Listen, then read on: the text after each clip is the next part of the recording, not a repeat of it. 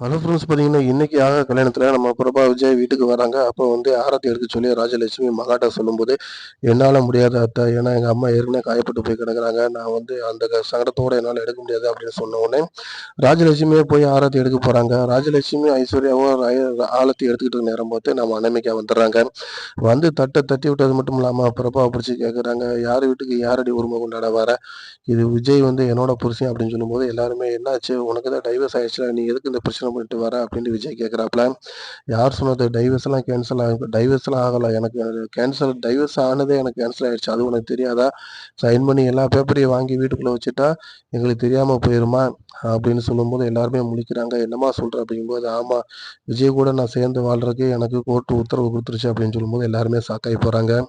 பிரபாவ பார்த்து கேட்குறாங்க, "தாலி கட்ட வரும்போது நீ தடுக்காம எப்படிடி இருக்க போச்சு?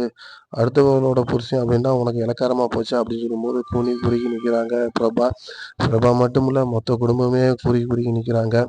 அப்ப என்ன சொல்றாங்கன்னா அனாமிகா, "இனிமேல் இந்த வீட்ல உனக்கு இடம் இல்ல. விஜய்க்கு மட்டும் இல்ல, இந்த வீட்ல இடம் இல்லன்னு" சொல்லி கழுத்த புடிச்சு தள்ளி விடுறாங்க நம்ம பிரபாவ. அடுத்து என்ன நடக்குது அப்படிங்கிறத